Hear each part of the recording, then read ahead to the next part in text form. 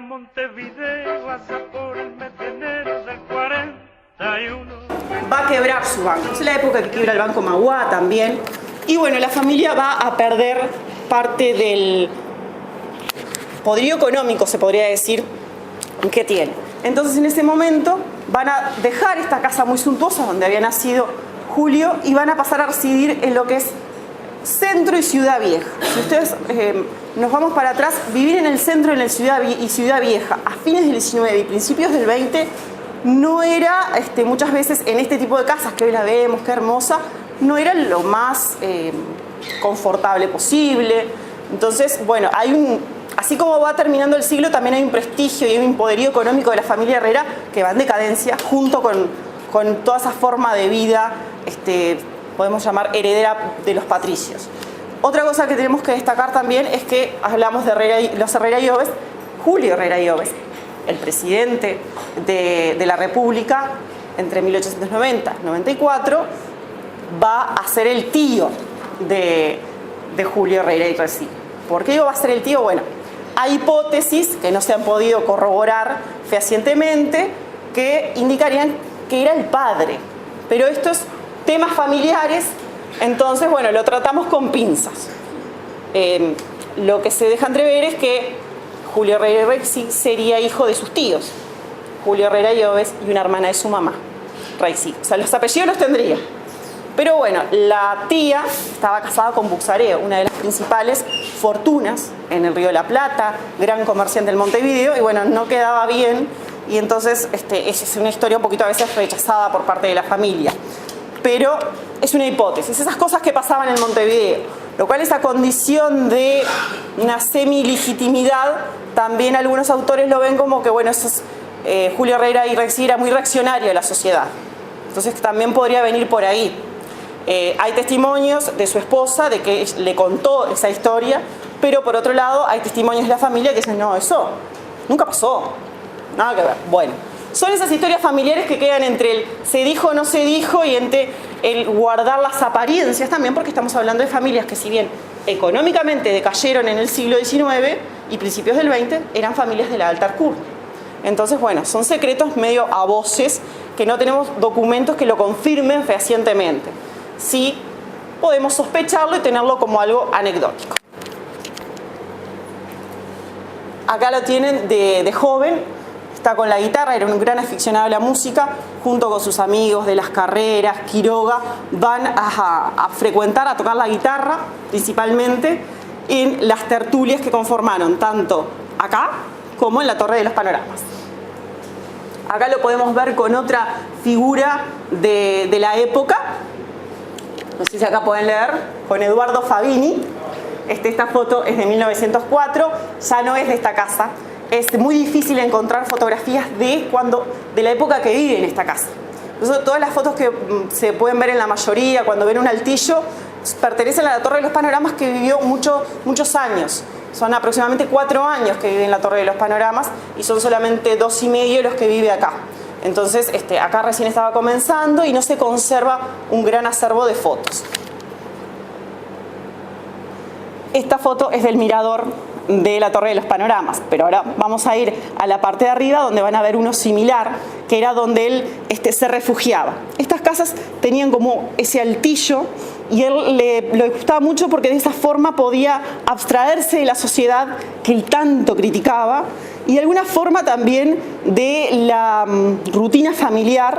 Recuerden que estos poetas modernistas trabajan muchísimo en la noche y trabajan muchísimo también con el tema de ver.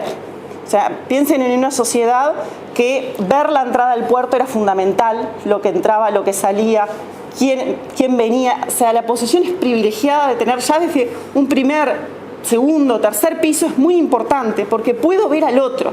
En una sociedad que la comunicación sí era por telégrafo, después por teléfono, pero eran muy pocos los que tenían. Los diarios, si bien circulaban muchos, pero el diario siempre necesitó un tiempo desde que realizo hasta que imprimo. Entonces, el control visual que se hace desde las terrazas es muy importante. Se genera un tema de comunicación porque veo al otro. Esa costumbre de mirar por la ventana cercano un rioplatense, bueno, es fundamental desde el mirador, desde la azotea. Siempre tenemos que pensar desde dónde obtenían la información ellos. Y a ese mirador vamos a ir en minutos. Una pausa. Cuando él llega a esta casa, ya había iniciado un proyecto que se llamaba La Revista. 20 números los va a hacer desde esta casa, financiación propia, le costaba mucho. Él trabajó pocas veces en su vida, vamos a ser sinceros también. Trabajó en algunas oportunidades en el censo en Buenos Aires, anteriormente había trabajado en instrucción pública como secretario, pero bueno, es un dandy de la época, es una persona que se dedica a las letras, a la poesía. Si bien produce para distintos diarios, esto de trabajar 8 horas en una oficina no iba con la vida que estos poetas aspiraban. De hecho, si revisamos la biografía de ellos, no todos tuvieron un trabajo de 8 horas. Y en esta casa también se va a desarrollar una obra que es muy importante, pero que permaneció un siglo oculta.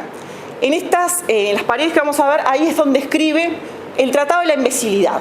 ¿Qué es el Tratado de la Imbecilidad? Es un libro realmente que no tiene desperdicio y donde él vuelca toda su rabia, de alguna forma, toda su crítica a la sociedad de la época. En su momento salió por fragmentos. Recién en el 2006, Aldo Mazzucchelli, que es un poeta y literato uruguayo, es que toma del archivo Julio Regueira Rexid de la Biblioteca Nacional esos manuscritos y los edita todos juntos. Ese libro tiene 2 ediciones y se agota. Realmente pasé un mes buscando por diferentes librerías y cuando vas y decís este libro de Mazzucchelli o la biografía que hizo en el 2010 cuando el centenario de la muerte de Regueira Rexid, no se consigue. Está agotado, pero realmente es un libro que no tiene desperdicio, tiene una introducción que hace el autor, pero las cosas que él dice son interesantes porque nos presenta otro 900 en Uruguay. No es esa Belle Époque, todo divino, todo que lo idealizamos de alguna forma. Bueno, acá tenemos un testimonio que no idealiza, que critica duramente esa sociedad. Él, en los últimos años, desde que viene de Buenos Aires, ciudad de la que se va a desencantar también, cada vez se transforma un poco más en más cerrado. Hay un momento que lo califican como de ermitaño, de loco. En realidad, ¿hasta dónde era locura? ¿Hasta ahora dónde era un descontento? Yo hace un rato le decía a Alberto, es curioso. Él fue una persona que soñó toda la vida con Europa, que soñó con Buenos Aires, la conoció, se desencantó y siguió soñando con París. ¿Qué hubiera pensado si conocía París? Bueno, eso no lo podemos saber. Lo curioso es que hoy funciona una agencia de viajes acá, en la casa donde él tantas veces soñó salir de este tonto video, como le llamaba. Bueno, en su residencia hoy funciona la posibilidad, bueno, varios de ustedes ya han sido pasajeros de la agencia. Esta es la tapa del libro de la edición de Mazzucchelli. Todos los 2 libros de Mazzucchelli juegan mucho con el color rojo y negro porque es el color que simboliza el anarquismo y era una de las ideologías con las que simpatizaban en la época y que de alguna forma les permitía exteriorizar esa desconformidad con la sociedad. Acá tienen una cita de lo que podía ser una crítica. Brevemente se las leo. Cuando alguna señorita por inconstancia rechaza al novio, lo que sucede muy rara vez, alegando que no lo quiere, la mamá con ayuda de las casadas de la familia se reúnen para persuadirla de que lo que debe aceptar, en tono de firmísima convicción de que el cariño viene después. Ahí nos está mostrando una realidad de esa sociedad idílica del 900. Otra crítica hacia el costo de vida en Montevideo. Parece que se estaba adelantando. Por lo que vemos, Montevideo nunca fue barato. Hay cosas que no cambian un siglo después. La vida en Montevideo no puede ser más cara. Se trata de una aldea arruinadora. Un monstruo para cuya alimentación todo dinero es insuficiente. Parece que estaba haciendo las compras ahora esto. Y bueno, acá es más largo, pero es una crítica hacia aquellos caballeros que utilizaban un vocabulario no adecuado con las mujeres, pero que no permitían que sus mujeres utilizaran ese lenguaje o fueran integradas. Poco lo del piropo femenino, yo subrayé ahí, con la calumnia de que las hacen objeto en sus conversaciones.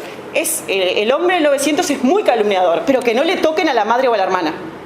O sea, esa hipocresía de alguna forma, que después se va a arrastrar a lo largo del siglo XX y hoy lo podemos materializar en el piropo, el machismo. Bueno, en esa época es cuando algunos escritores lo comienzan a criticar. Ojo que también él a veces es crítico, o sea, critica lo que los demás hacen, pero él a veces también lo hace. Y bueno, esto es el desencanto sobre Buenos Aires, cuando dice aquí todo es falso, frívolo. Imagínense, dice aquí todo es falso, frívolo, vacío, oscuro, abomino Buenos Aires. Si no se habla de dinero, interés, comercio. Imagínense esta cabecita si hubiera conocido el París de esa época o Nueva York de esa época, lo que hubiera pensado. Ahí sí que se hubiera desencantado muchísimo más. Y bueno, esta es una de sus fotos más conocidas, ya en la Torre de los Panoramas, hacia 1907, la revista Caras y Caretas le va a hacer una entrevista con un registro fotográfico donde va a hacer como si se inyectara morfina. En realidad, según lo que muestran los autores, él se comienza a inyectar morfina ya en esta casa por una crisis cardíaca que tiene, que es una enfermedad congénita, pero bueno, la primer crisis la tiene a principio de siglo en esta casa y bueno, de ahí en adelante la morfina va a ser su compañera. Y bueno, acá está como si no se inyectara, pero bueno, sabemos que a lo largo del siglo XX no se quiso aceptar muchos años de que los poetas consumían opio, morfina, pero bueno, ya lo tenemos un poco más claro, y a veces era con fines médicos, a veces. Acá está con su esposa, Julieta de la Fuente, que fue su novia durante algunos años, y que no es la madre de su hija. Él va a tener otra hija con Minetti, una maestra con la cual se va a relacionar a principios del siglo XX, la conoce en su pasaje por instrucción pública, y de esa hija, de esa unión libre, va a quedar una hija que en la actualidad Mazzucchelli encontró un nieto de esa señora. O sea que todavía en Argentina, viven en Argentina, hay descendientes de Herrera y Reixi. Y bueno, esta es la placa de la que se recuerda lo que fue su última casa. Él no muere en la Torre de los Panoramas, muere en Buenos Aires 375, que es la última morada de él, y es despedido en 26 de marzo de 1910, muere a causa de esta enfermedad que les decía que es congénita y que le va a llevar 10 años de su vida, de los 25 a los 35 años les va a complicar bastante. Y este es su entierro. La foto es de poca calidad porque es de una publicación de la época. Hay una oración fúnebre muy, muy importante que realizan en el momento sus compañeros de letras. Y la muerte de Herrera y Reixi, por un lado, va a significar el fin de un poeta netamente modernista en Uruguay. Hay otros poetas modernistas que comenzaron con el modernismo como Quiroga, que ya para 1910 ya se desprendió del modernismo. Y sí es importante resaltar que en los años siguientes a la muerte de Herrera hay un reconocimiento en toda América Latina de lo que van a ser los poetas de la generación del 27, que tienen una influencia directa, que se dicen influenciados por la poesía de Herrera y Reixi. Esos poetas son Octavio Paz, Neruda. O sea, hablamos de grandes figuras de la literatura que reconocen en Herrera y Reixi una influencia, García Lorca también. Entonces, Herrera y Reixi, si bien deja de existir físicamente en el 10, para lo que son las letras hispanoamericanas, va a seguir existiendo a lo largo de todo el siglo XX. Nosotros ahora vamos a dirigirnos hacia la casa, vamos a ver brevemente, porque tenemos la actividad a las 11, recuerden. Les vamos a pedir si podemos subir, ver la terraza y bajar, para continuar con el recorrido de las compañeras de la UTU. ¿Les parece? Vamos a pasar un poquito de frío en la terraza. Arranca la recorrida para la terraza. Ahora valientes.